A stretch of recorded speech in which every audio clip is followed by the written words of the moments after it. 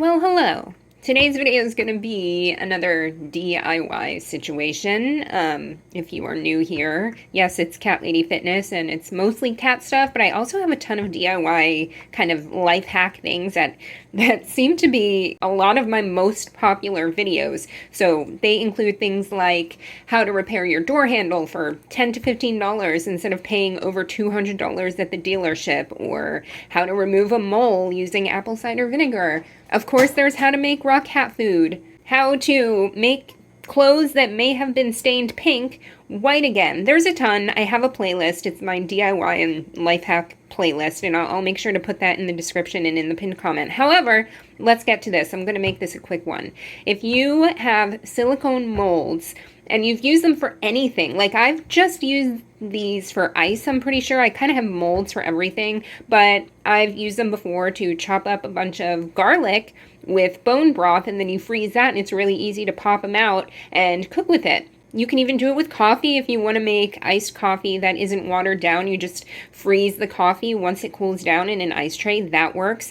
These are for candies or chocolates. This obviously for chocolate. I have a couple other ones, and these I've used in order to actually freeze raw cat food. I've taught that before, and it's going to be in one of the tips in the upcoming course on how to make raw cat food and kitty nutrition. But something you can do is actually freeze out the portion sizes into these little squares, and that makes it really easy to then pop them out into a Ziploc baggie or some kind of Tupperware and keep them in your freezer, and then weigh out the proper portion for your cat. But all that being said, for anyone who has had silicone molds, you may have noticed that sometimes they get a smell that will not go away. They have an odor that just the molecules, and what's actually happening is the molecules of this odorous thing, whether it's obviously something like garlic or onions, it could even be coffee, it could be anything, but it could even be ice, because I've exclusively used these two in particular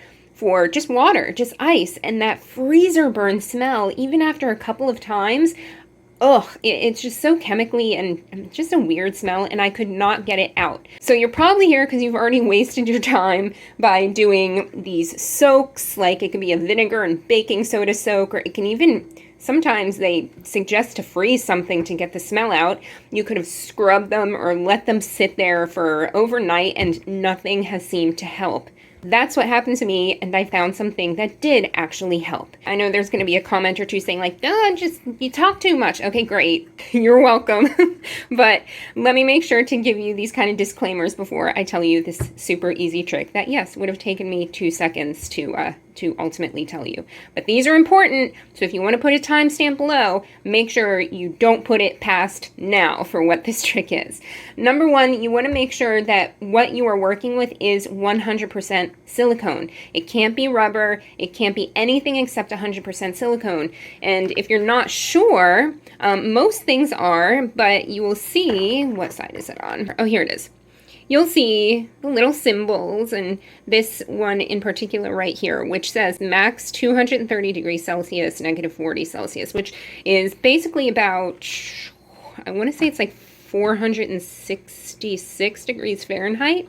So that's why you want to make sure it's 100% silicone. You can do this with containers like this, ice containers, any kind of silicone utensils. You can even use this trick for something like your Instapot gasket, as long as it's 100% silicone, because you don't want it to melt, which it will do if you don't take that precaution. Number two, make sure it's clean. Just wash it with soap and water, whatever it may be, in your sink, regular old soap and water. And then all you have to do is turn your oven. You could preheat it, you can't. Yes, I hand wrote those on. I guess this is another life hack. Never use one of those, what are they called, magic eraser things on anything like this, because it works so efficiently that it will wipe off like all of these little painted numbers and stuff. So I had to take a Sharpie and write them back on, because that's what we do.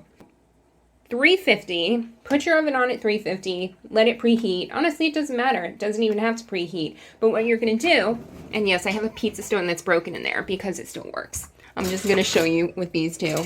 And I already did this with these, so they are good to go. They smell like nothing. And when I tell you the freezer burn smell before was insane, it was just like It was so bad.